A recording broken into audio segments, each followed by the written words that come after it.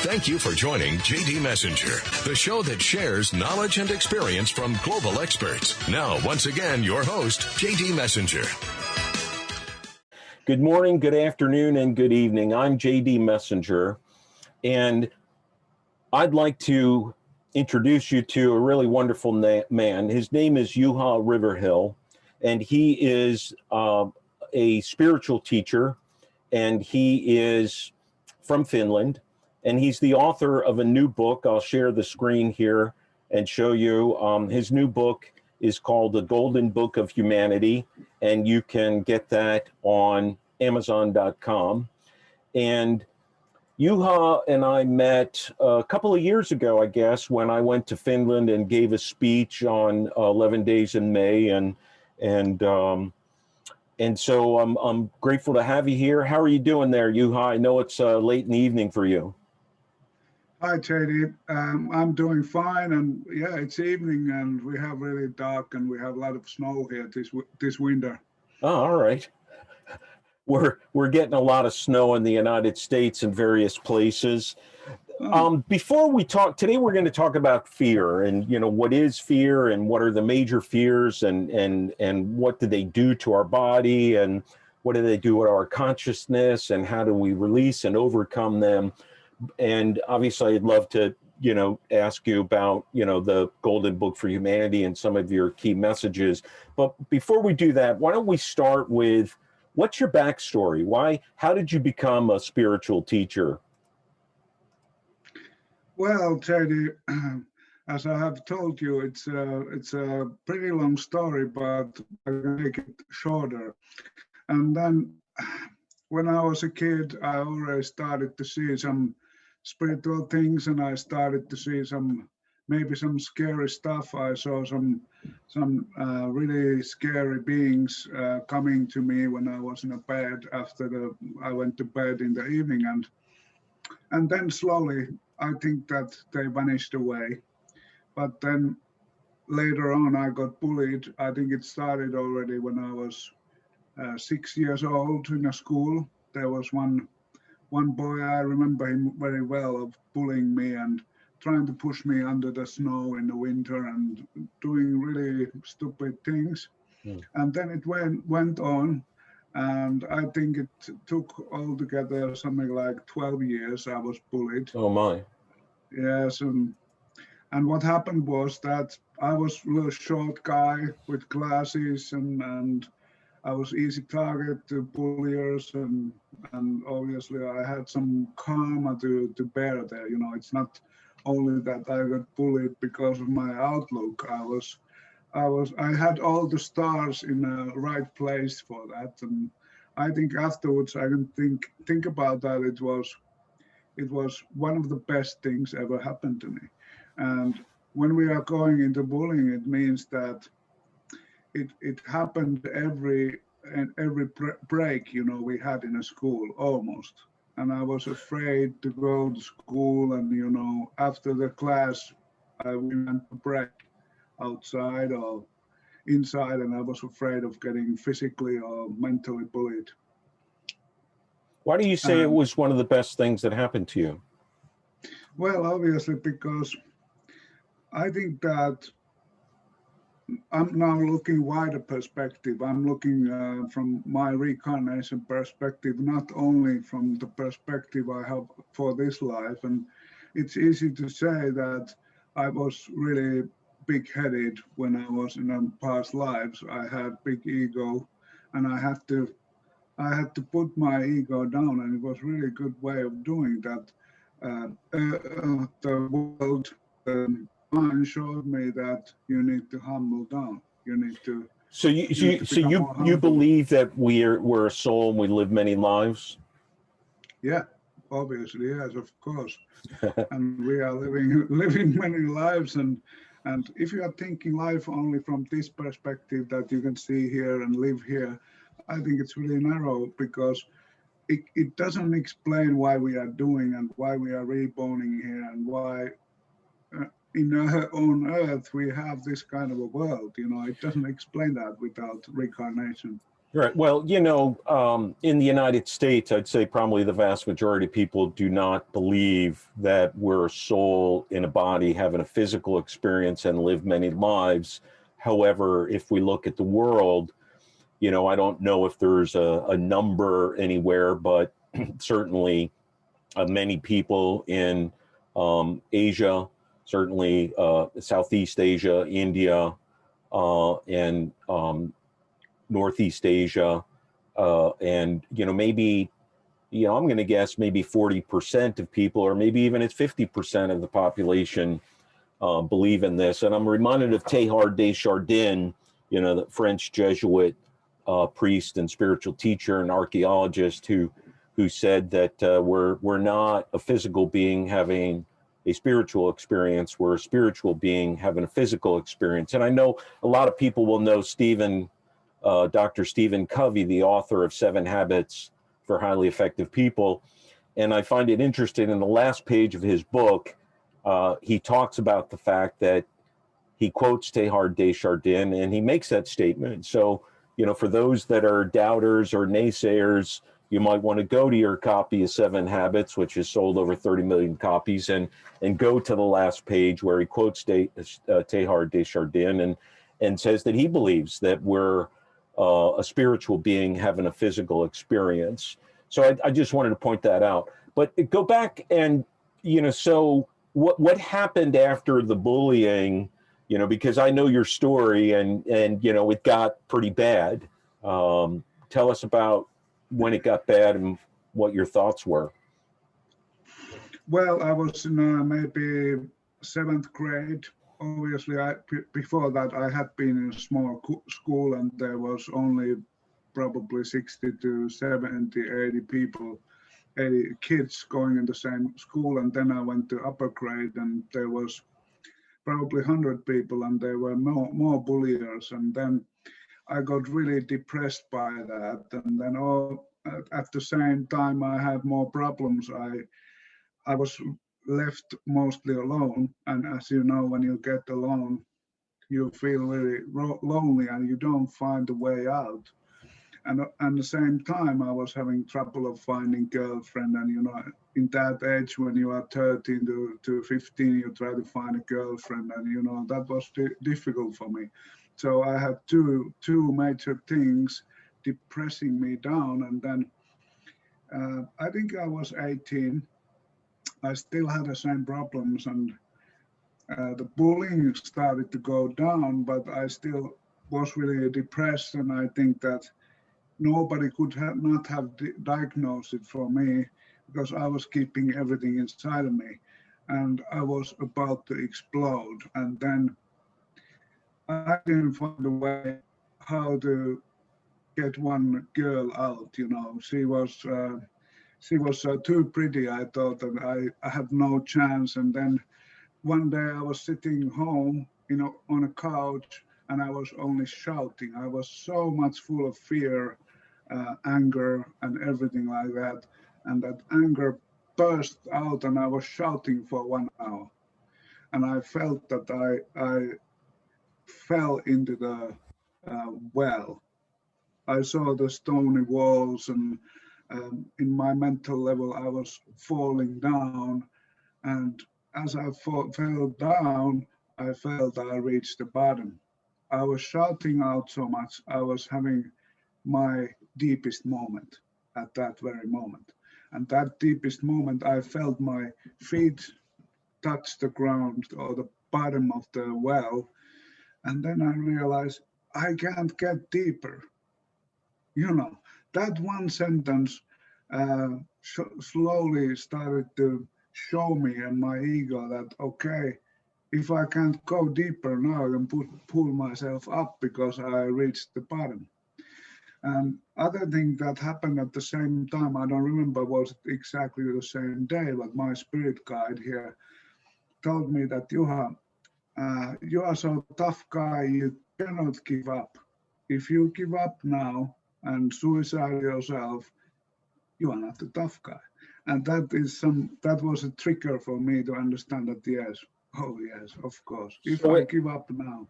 If you sort of reach the dark night of your soul at a very young age relative to a lot of people, what choice did you make? What decision did you make that caused you to turn things around?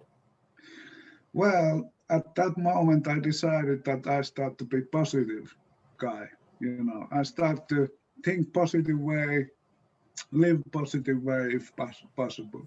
It wasn't easy journey though to start, but I slowly started that, and then I got more positive and more positive. And then, as 1990 something and between 2000, it was really common in the world to think about positive way. There was a lot of causes for that, and it was sort of in energy as well. But what about your bullies? How did you think about the people that had been bullying you?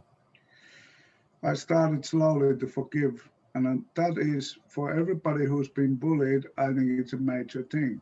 Start to first forgive yourself, and then go for that you start to forgive the bulliers. Because usually and always, I can see it now very clearly, not back then, but I can see now that the bulliers need help. Mostly they've been abused guys or girls. They haven't had love from their parents, especially from father, and they've been only giving money, not love. So you're saying that the bully is someone who's acting out because they're actually wounded and feeling unloved and unworthy and unwanted. And so you said something interesting. You kind of slid this in there really quick. You said, forgive yourself and then forgive them. Why forgive yourself and then forgive them? Shouldn't it be the other way around? No, because when you can forgive yourself, it's easy to forgive others. That is the way I think. If you start to forgive them first, then you forget about yourself, and your bitterness and your anger still stays in your heart. But when you start from your own nest, if you want to call it nest, it's your own nest, and you need to forgive yourself, because you are the one here that created that happening. When you think us as a soul, we are responsible from every action there is in the world and everything that we receive in our lives. And when we are thinking about receiving from life, it means that we have sent out first something. I needed those lessons to be bullied so that life can bring them back to me. And the life really effectively reflected that back to me. And that was... So you're saying that the things that we are experiencing in the outer game, as I call it, the inner game is invisible thoughts and beliefs and spirit and energy, and the outer game is the physical world of jobs and objects and houses and people. You're saying that, correct me if I'm wrong, but what I hear you saying is that the events and experiences we're having in the outer game are lessons to help us in the inner game of development. Is that correct? Yeah, you could say that, and also think about that. What you are feeling inside, you are all the time mirroring it out, and world is mirroring it back. The world itself is a reflection from your own feelings, your own lessons, and own things that you need to learn. So the things we're experiencing in the outer world is a mirror or a reflection of our thoughts, as well as our lessons or the karma, as you pointed out. Yes, and heart, of course. Okay. In the heart and subconscious mind, we have a lot of stuff, and it's then dwelling out while as we live. And there are a lot of experiencing and old thought forms from past lives, and we are just repeating the same kind of thought forms and action forms. Until we learn the lesson. Exactly. That's well put it, yeah. So if we're seeing something and it's repeating over and over and over, if we feel that, we can't trust people, or we're being betrayed, or we're being abused, or we're getting fired and fired, or we're marrying and getting divorced, married and getting divorced. If these things are repeating, are you saying that is a sign that there is a particular lesson that you're not learning from? You know, some people say what we resist persists. Yeah, that's so true. And that is actually the case here, that our soul has certain life lessons, and all the happenings in our life, all the things that the world is mirroring us, they are from that. We are sending out those life lessons from our heart and the life, and other people, especially first our parents, bring them to us. And we get treated as we've been treating. You know, it's like that we've been measured the measure that we measure others. And you know, that is even in the Bible. You can find that in some other words from there. And I think it's really good to understand that what you've been up to in the past lives and in this life, you are already all the time creating the future. You are creating your own future. So where does fear come into play here? Because when I asked you what you wanted to talk about in this interview, you said, let's talk about fear. And, you know, so what are the major fears? And well, let's start with that. What are the major fears? Well, actually, as a human beings, we are having 7 major fears. And all the other fears, I think they are dwelling, from my experience and what I've experienced with my customers and clients, I feel that all the other fears are dwelling from them. They are the 7 are the major things that as a human being, we always kind of suffer here and kind of there for the lessons for us. And if some person says, I don't have any fears, there's always something. As ego, we afraid something. It's like an ultimate thing for our ego to be afraid of something. And when we go to the major fears or fears in general, I think it's important to understand where they're coming from. What actually is the fear? And fear is something unknown, human. And that unknown, you can say that we are not aware of something, and then the fear appears. Let's say it again. When we are not aware or we are ignorant of something, then the fear comes out. And that is, I think, is really important to understand.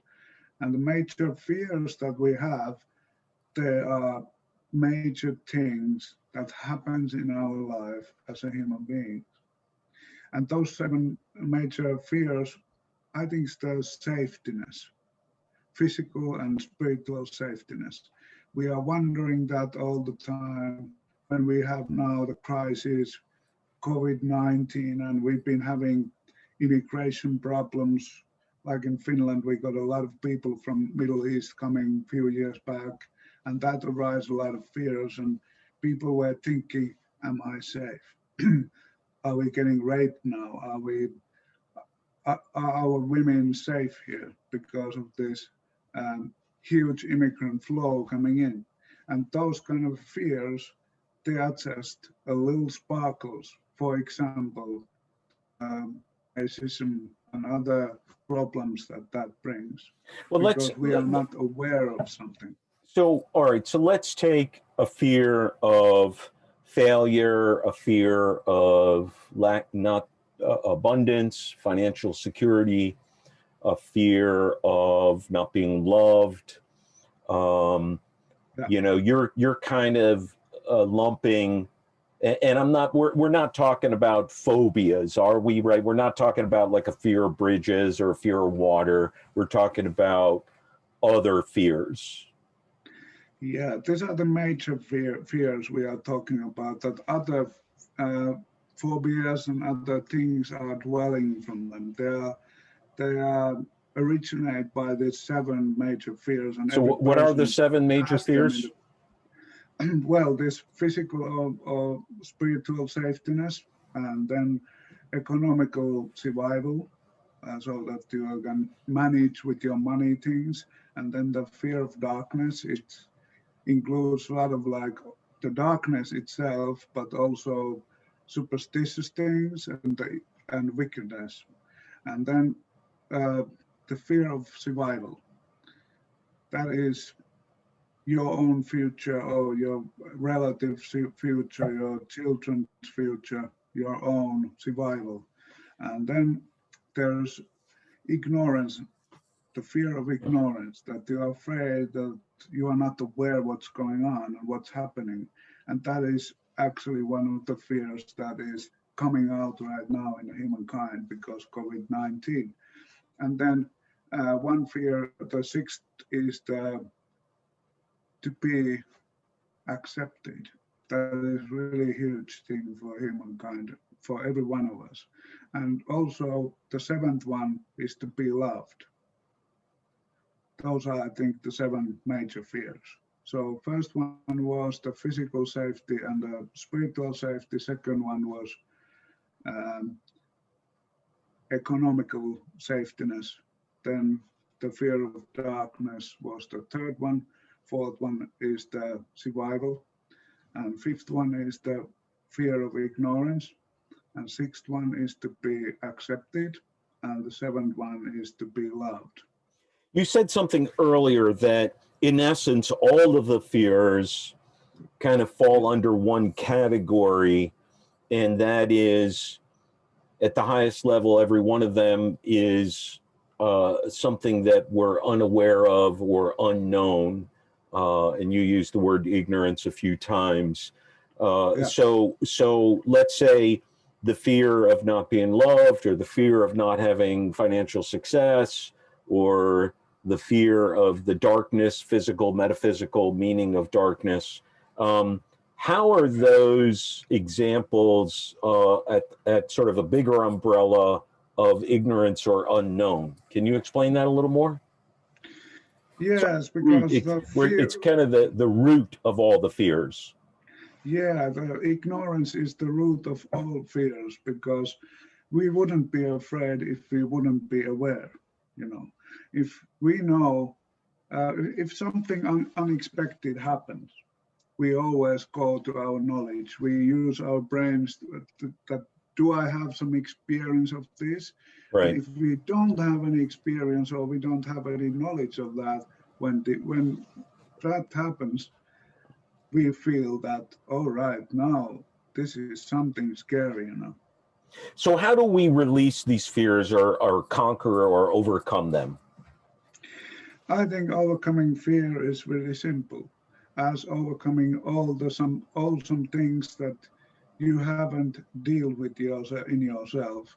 And that is how I always teach my clients to do is first love the fears. When you love your fears and love yourself that you have created as a fear, then your heart opens. When you are saying, I'm loved, I'm in my heart, and I forgive myself. Okay, I love that. That's really powerful. I'm love, I'm in my heart, and I forgive myself.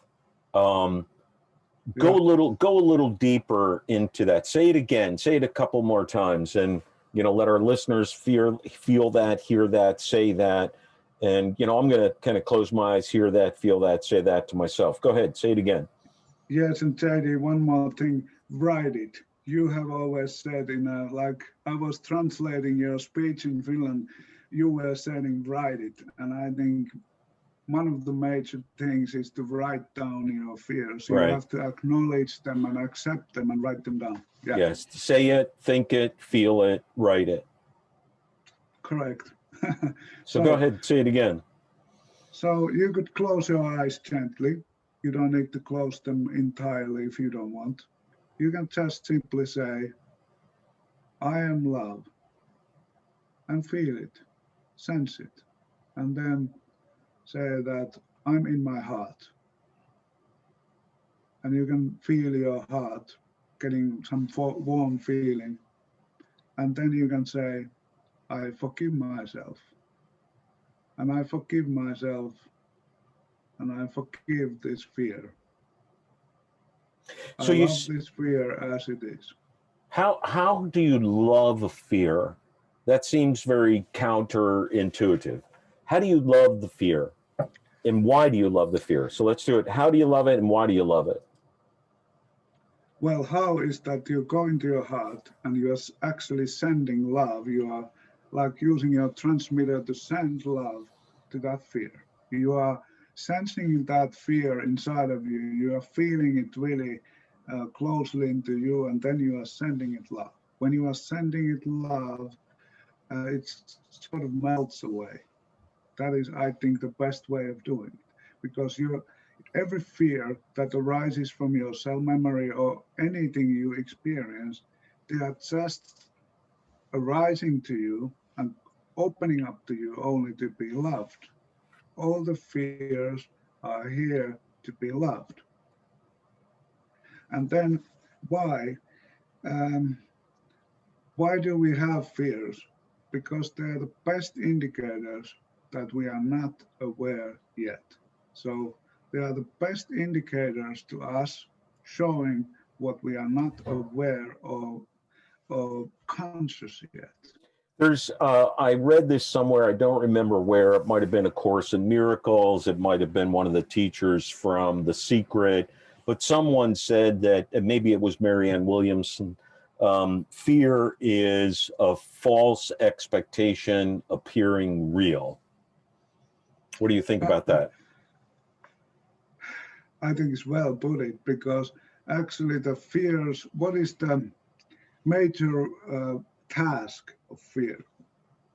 And that is to bring us to the truth. So what she said, I think it nails it. Yes.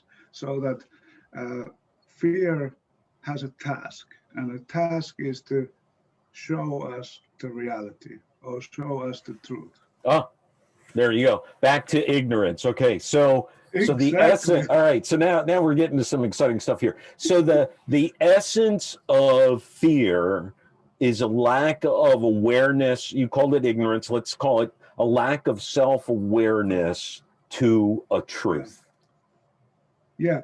And so this false expectation of something, I'm not safe, I'm not loved, I'm not financially secure, is a lack of your understanding of something that is truth or a truism. And so it's meant to be, and again, we're not talking about, fears of lions and tigers and bears here. We're not talking about fears of water, kind of phobia fears. We're talking about a different category of fear that is not a physical one, but more an emotional one. And so that fear is forcing you to face it. And you're saying, send it love, send it acceptance, and seek to understand, who are you, fear? Why are you here, fear? What is the lesson you're teaching me? What is the truth you're showing me? Is that it? Yes, and so, yeah, exactly, so true. And even so that the fear comes out, that you recognize it and you acknowledge it and you love it.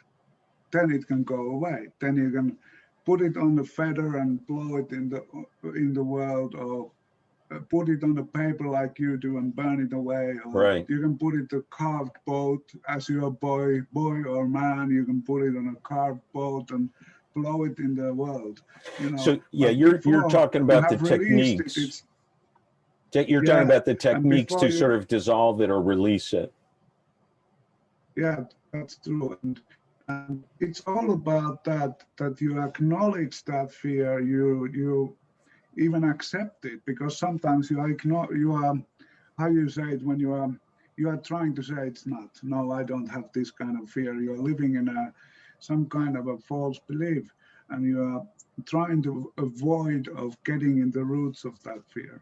All right, great. Well, this is fantastic.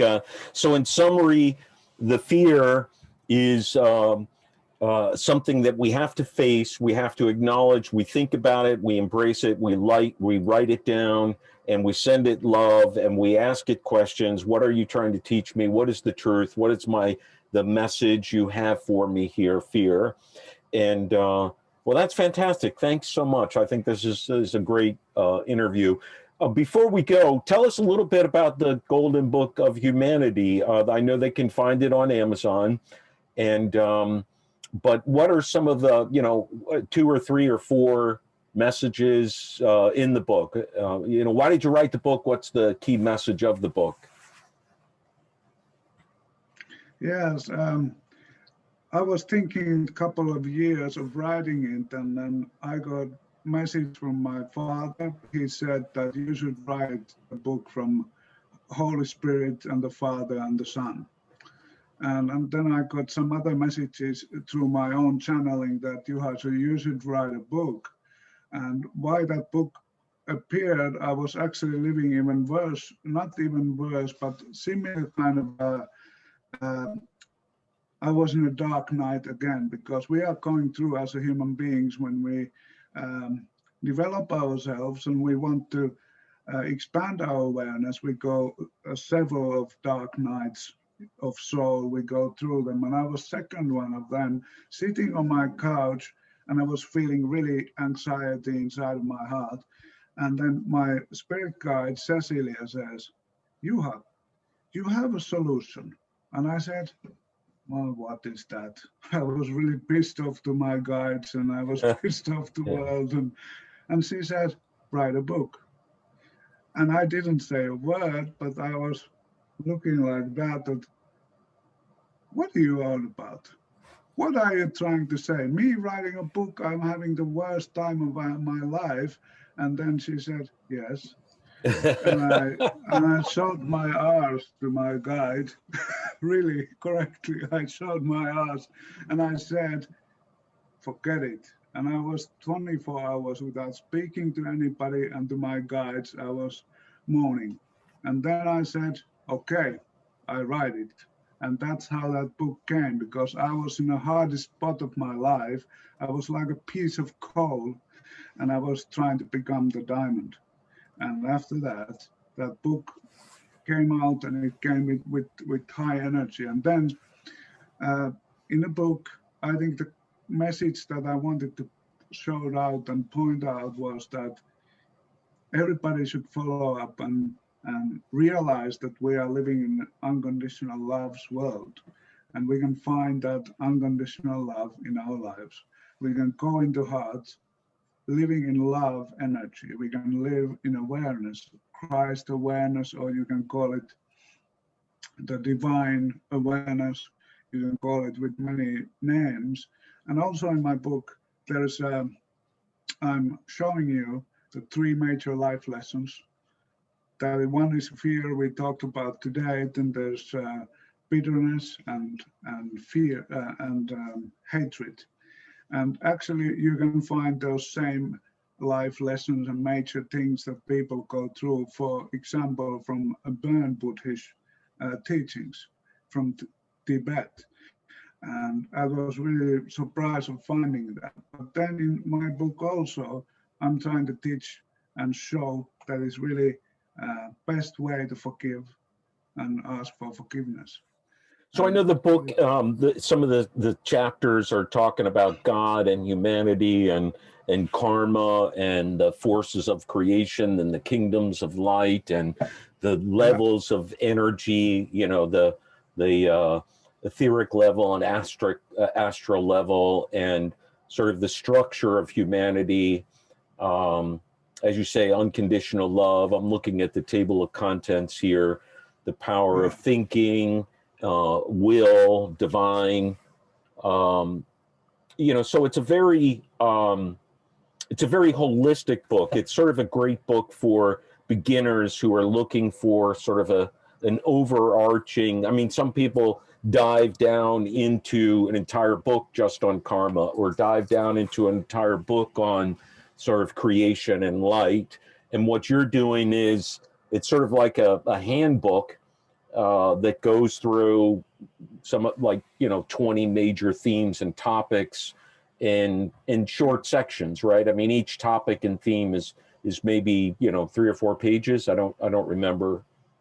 Something like that. And I think there wasn't a book for me that has all those major 20 topics of spirituality in the same book. So I wanted to bring my vision of whole humanity, the world itself, and the divine into one book, and finding out what is the structure of the world, and like you said, 12 rays and 12 forces of creation. And it became a really powerful book, and I think the power in that is that I channeled the book, and I was in a flow of writing that, but also those things that I wrote in the book, I have studied myself with my teachers and so on. Well, it's a great book.